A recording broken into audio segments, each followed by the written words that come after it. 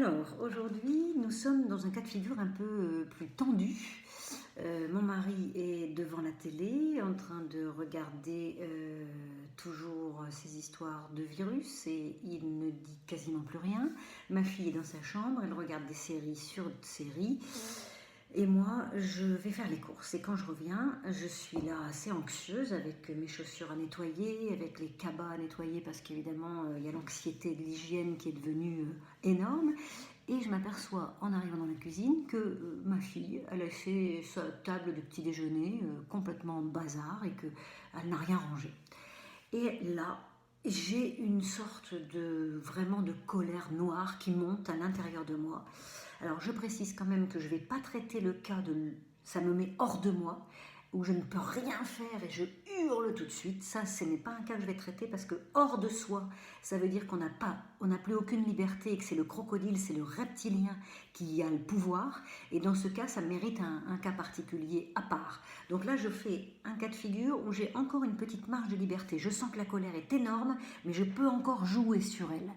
Donc, je sens, en voyant ces bols et ce bazar et tout le monde avachi, que ça me met dans une colère noire, mais j'ai encore un peu de liberté, donc je vais pouvoir agir. Et qu'est-ce que je vais faire? Il y a plusieurs petites clés, je vous en propose quelques-unes qui vont s'ajouter les unes les autres. La première chose que je vais faire, c'est de respirer déjà, de ralentir le souffle et de faire pendant de longues minutes un travail d'inspire et d'expire très très long, où je vais pouvoir tranquillement me calmer en me parlant à moi-même, en faisant ce qu'on appelle l'auto-empathie pour dire voilà, alors là si je me calmais pas, là je pourrais leur tomber sur le poil à tous les deux, je pourrais les insulter, je pourrais vraiment créer une situation de crise énorme. Donc là, je me calme pour éviter ça.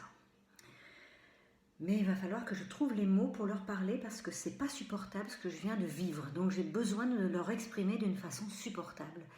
Donc on va prendre du temps, ça peut prendre plusieurs minutes, ça peut prendre une demi-heure, ça peut prendre une heure. Mais l'important, c'est qu'au moment où je vais aller trouver ma fille ou mon mari, eh bien, je sois intérieurement calmée.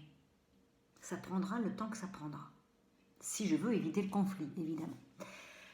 Et quand je suis calmée, je vais avoir plusieurs choses à faire auxquelles je vais devoir être vigilante. La première, c'est déjà, par exemple, si je prends le cas de ma fille, quand je vais aller vers elle, je ne vais pas débouler dans sa chambre pour lui dire « mais tu te fous de moi, t'as vu, t'as laissé ta table en bordel ». Non, je vais commencer par vérifier parce que je serai calme à l'intérieur et j'aurai accédé à un endroit où je n'ai pas envie de casser la relation avec elle.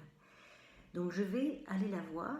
Et déjà, je vais vérifier qu'elle est disponible pour qu'on parle. Est-ce que tu aurais 2 minutes pour qu'on se parle? Donc, c'est hypothèse où elle me répond oui. Je vais pouvoir lui dire, eh bien, tu vois, quand je suis rentrée tout à l'heure, que j'ai trouvé la table du petit déjeuner dans un bordel et ton père devant la télé, j'ai vraiment failli exploser, j'ai failli m'effondrer en larmes, faire une crise de nerfs, je sais pas, j'étais à bout en fait, j'étais à bout. Et là, je me suis calmée. Mais j'ai besoin d'en parler avec toi parce que tu vois, quand je rentre et qu'il y a tout ce bazar, je me sens à la fois triste, et je me sens en colère et je me sens aussi déçue parce que j'ai vraiment besoin d'un peu de soutien dans cette maison et je veux vérifier que tu serais ok de réfléchir à ça, de comment tu pourrais contribuer à prendre ta part dans la maison. Est-ce que tu es d'accord qu'on réfléchisse à ça ?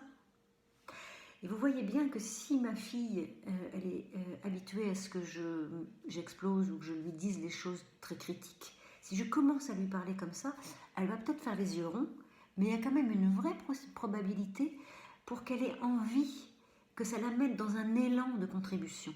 Et ça, si ça la met dans un élan de contribution, ça veut dire que je me donne une chance d'avoir du soutien de sa part, et pas l'inverse, si je lui tombe sur le poil en la critiquant.